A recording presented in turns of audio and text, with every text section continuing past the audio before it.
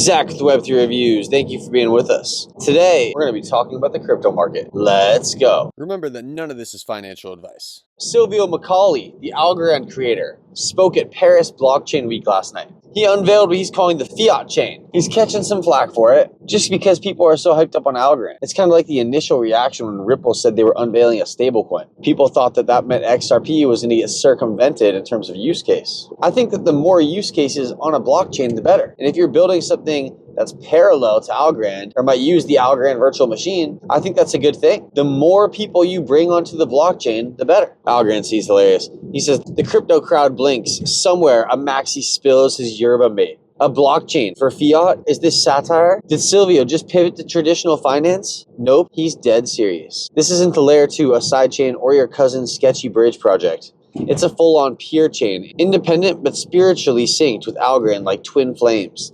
They don't live together, but they definitely share the same Netflix account. They're bonded via stake proofs, a kind of decentralized pinky swear that allows assets, messages, and vibes to flow securely between them. No middlemen, no rug pulls, no drama. He goes on, devs right now worried. Wait, I don't have to rebuild everything from scratch, do I? That's correct. Your dApps and Algorand will slide right over to Fiat Chain like they were born to be polychain. This guy's funny. This is a good thread. I'm going to shoot him a follow. Cross-chain compatibility? Check. Seamless UX? Check. One code base to rule them all? Yup. Algo remains the main character, even as Fiat Chain shows up in a power suit with stablecoins in tow.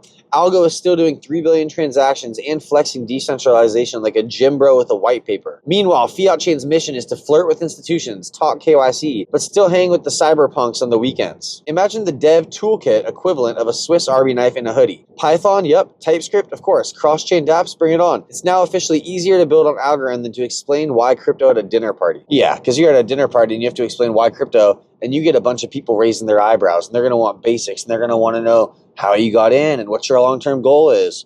And man, the normies just don't get it. You know, if you've ever watched Harry Potter, they had a term for the people who are non-magical, and it was muggles. Well, we're playing with magic internet money here. So if you're a non-magic internet money person, then I think muggle is a decent term for you, right? If you don't even know what crypto is, then you know what, we're not being derogatory. We're just like, yo, you're a muggle, dude. You're non-magic. You're a non-magic person. And so sometimes you're talking to muggles, and it's just what it is, dude. You don't even want to have to explain yourself. Less is more. There's this old Buddhist saying, the younger monk says to the old monk, what do you think the purpose of life is? And the older monk says, to not argue with idiots.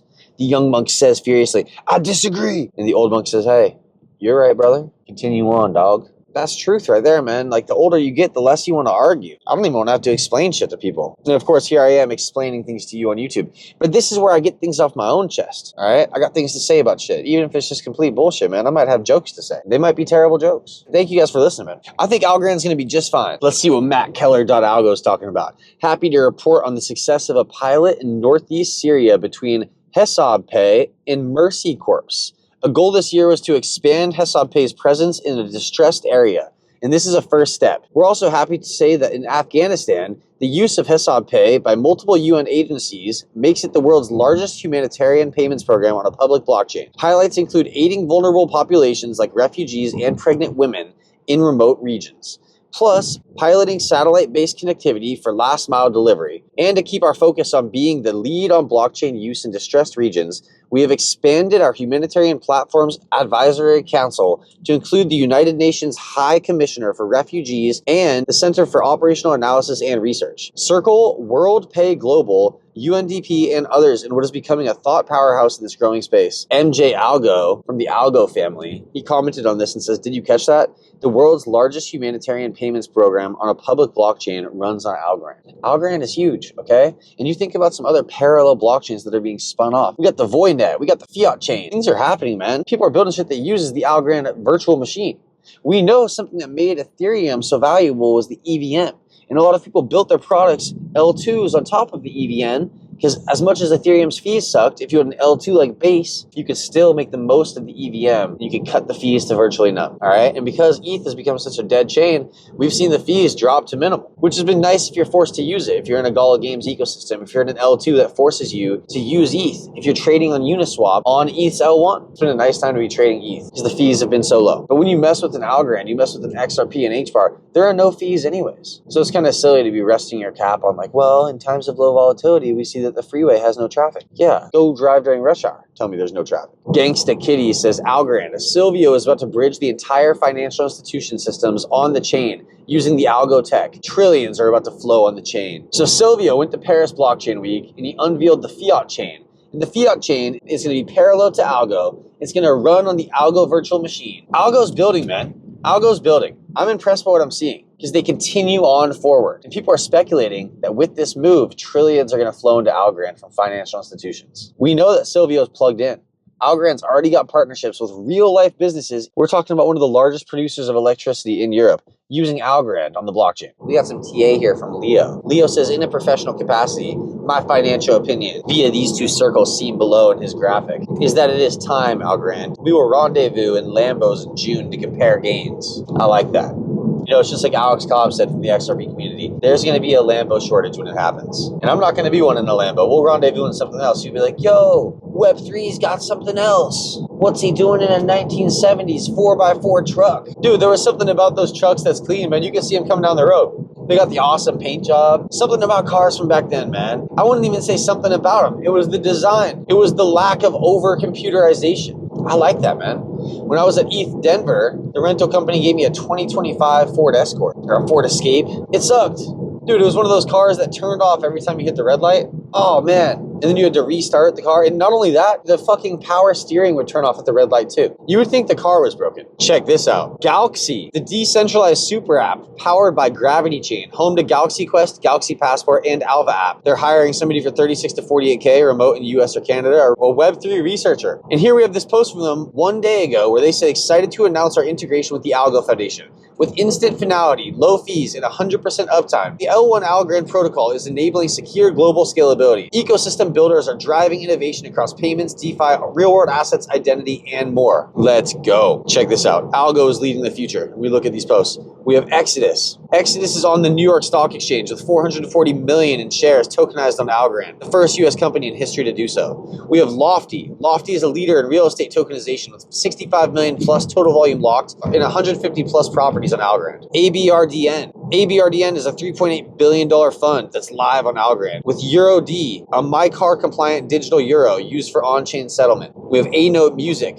The leading European marketplace for music royalties tokenizes its catalog on Algorand. We have TravelX, tokenizes airline tickets on Algorand for airlines servicing over 83 million passengers annually. We have Enel, the world's second largest electricity producer, is tokenizing renewable power plants on Algorand. If you're not bullish yet, man, I don't know. What else do you need? What else do you need? And Algo today is back to 18 cents. So since I've been covering Algorand, we've bounced anywhere from 22 cents down to an all-time low of 15 cents. And we've been stabilized at around 18 cents. This reminds me of XRP's Summer of Pain in 2019. Is it because the price is similar? Sure.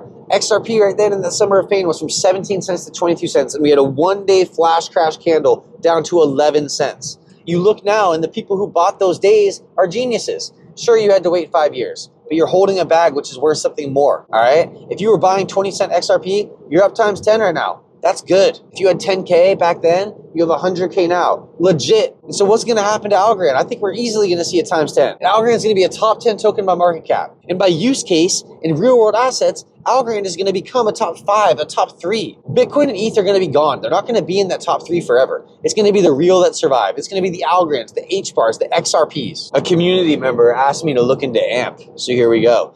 AMP is ranked 133rd out of all 20 million cryptocurrencies in existence. Its token price is currently 0.3 of a penny. Not a bad place to buy. You look at the all-time chart and we are down 60% all time from a token that's been out since 2021. AMP at an all-time high was a little bit over 10 cents. Now we're sitting at 0.3 of a penny. There is room to run an AMP to get back to that all-time high. And the fact that it's a top 150 token by market cap screams to me legitimacy. Let's read more. Market cap of $312 million.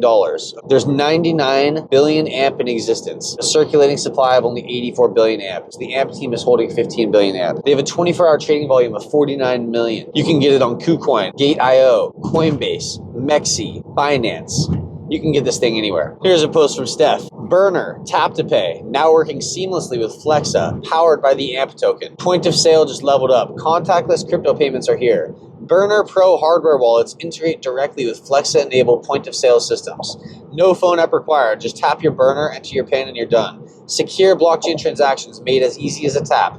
Retailers, customers, DeFi seers, are you ready? Payments are about to get quicker and smarter. This is from March 21st. Here we go from Crocky. AMP reaching $2 is plausible. The AMP token supports Flex's payment network, which enables instant fraud-proof crypto transactions at major retailers. With partnerships like NCR Voyix and Incom Payments, growing adoption could drive staking demand, reducing circulating supply and increasing value. A market bull run, similar to past cycles, could further amplify gains. Altcoins have seen 1,000 times X increases before. Even I'm sure useless meme coins you've probably supported. They bring up meme coins. Yeah, you don't want to be basing your whole thesis on, well, meme coins have done it, so why not AMP? Lord Post says he spent some Bitcoin at BN Buzz and it was incredibly easy with the Flexa HQ Speedin app, an AMP token as collateral. If these guys are providing a use case, then that's huge. And here's what Grok has to say. AMP is a digital crypto token designed to function as a universal collateral asset, primarily used to secure and facilitate fast, efficient transactions in real-world application. It operates as an ERC20 token on the Ethereum blockchain and is the native token of the Flexa network, a blockchain-based payment system founded in 2018 by Flexa, a New York-based company. AMP's core purpose is to provide instant verifiable assurance for value transfers,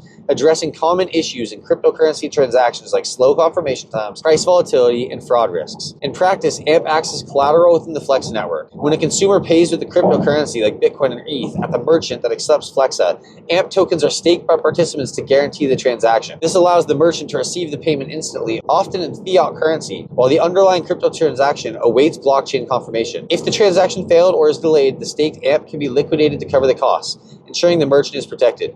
This mechanism makes payments faster and more secure, bridging the gap between traditional finance and crypto adoption. AMP was launched in September of 2020, replacing Flexa's earlier token, the Flexicoin. Users can stake AMP on the Flex network to earn rewards from transaction fees, which are redistributed to stakers, tying the token's value to its real-world usage. The token is open source and decentralized, leveraging Ethereum's proof-of-stake security with its smart contracts audited by firms like Consensus, Diligence, and Trail of Bits. Grok says that AMP continues to be positioned as a utility-focused token rather than a speculative asset, with its success closely tied to Flex's merchant adoption, which includes over 41,000 locations like Chipotle in the US. What a random one to pull out. Yeah, you can spend your crypto at Chipotle. Via Flexa, there are over 41,000 merchants that you can spend your crypto at, including Chipotle, Baskin & Robbins, Lowe's, Regal Cinemas, GameStop, Nordstrom's. And how you do this is by using Gemini, the Speedin app, the Coinbase wallet, and other third-party wallets compatible with Flexa. So it looks like Flexa has their own wallet app. And then like any wallet app, you connect this to services or dApps, and you're able to play the game. This says Flexa's strategy focuses on merchant adoption rather than splashy corporate partnerships. So AMP's ecosystem growth depends heavily on expanding its real-world payment network. While not as high profile as some blockchain projects, its partnerships are practical and usage-driven, aligning with its collateral-focused utility. So there's my review on AMP. I'm going to make a tiered list for cryptos that I follow and where I rank them, with Bitcoin and ETH being near the bottom, just because I don't think that they're still driving innovation like we would have hoped for assets that have had such a leg up over the last 16 years, and especially over the last 6 years, being that Bitcoin and ETH were given the free pass speech from William Hinman at the Yahoo Crypto Summit back in 2017. It's hard to feel bad for these two assets, which have been in the limelight for all this time and have just kind of faded away. In terms of people building on them, people using them, it's just not happening how you would have hoped. So where does AMP lie on this list? I need more research. I can't throw it down yet, all right? I want to make an educated statement about AMP. This is my first time doing research on it. I like where the token price sits. I like that it's trying to be driven by real-world adoption through merchants. People want to spend their crypto. People want to spend their crypto, and merchants aren't going to want to say, oh, I'm accepting Polygon. Oh, I'm accepting XRP, and be set up on the back end with all these addresses ready to accept this shit. They're going to want it to be seamless. You want seamless cross-chain integration from as many networks as possible. I like that AMP is working on that. I really do. Zach with Web3 Reviews. Thank you for being with us. Until next time.